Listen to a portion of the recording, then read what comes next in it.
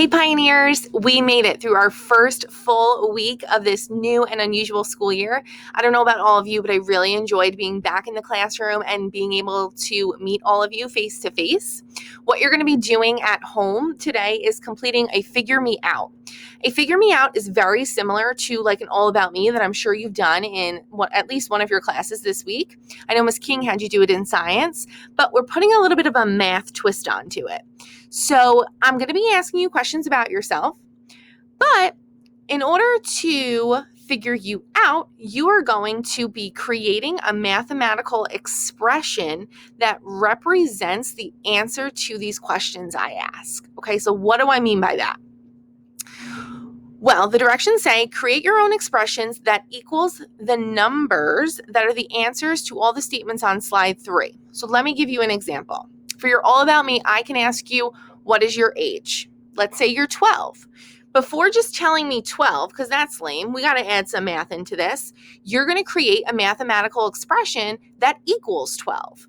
So a really simple example would be 6 times 2. Instead of just writing the 12, you're going to write 6 times 2.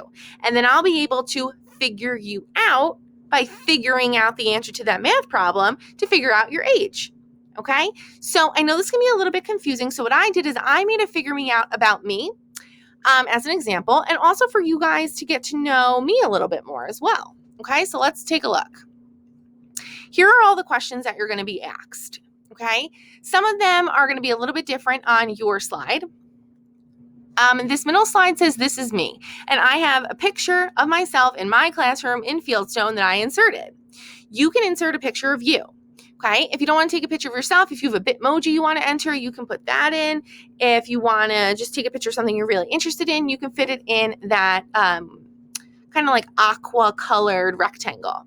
Okay, but if you do want to take a quick selfie of yourself, what you would do is you click on Insert, hover over where it says Image, and click where it says Camera at the bottom. And then your face is going to come up on your Chromebook. Then you can take a quick picture of yourself. Look, I did over here already. Click on that, hit Insert, and then your picture will appear on the Google slide, and you can shrink it to fit into that box. But I already have one in there, so I'm going to use the one of me in my classroom.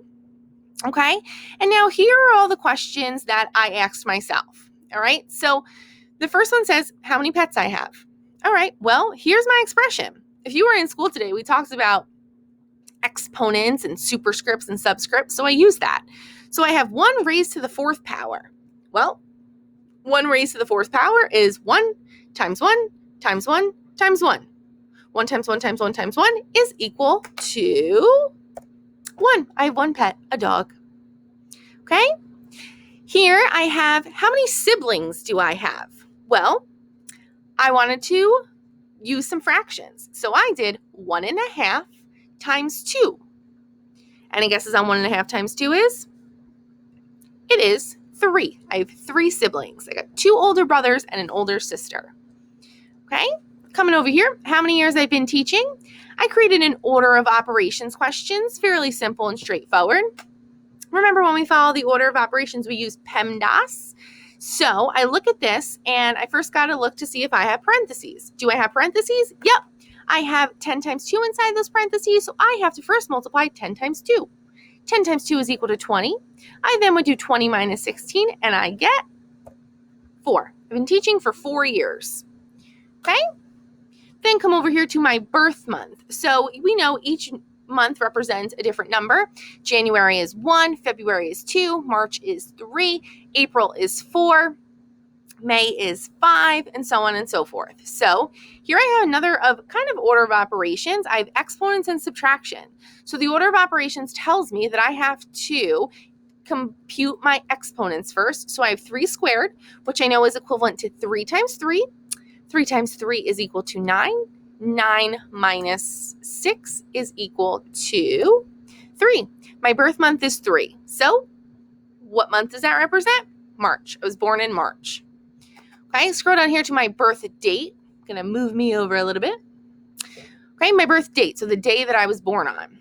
Created another order of operations here. I have 6 times 3 divided by 2. Follow those order of operations. First compute what's in those parentheses. Okay, I got 6 times 3, which is 18. 18 divided by 2 is 9. I was born on the 9th day of March. Okay, this one's fun. How many days old am I? So not how many years old am I, how many days? I created a cool order of operations question. If you want, you guys can figure that one out on your own.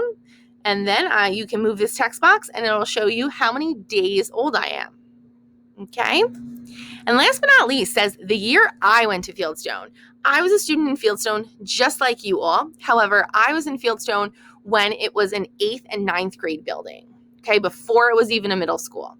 So if you want, you can compute this other order of operations expression to figure out what year it was that I was a student in Fieldstone just like you are now. Okay? Now that you've figured me out quite a little bit, you're going to now go to slide 3 and you're going to create an expression to figure you out.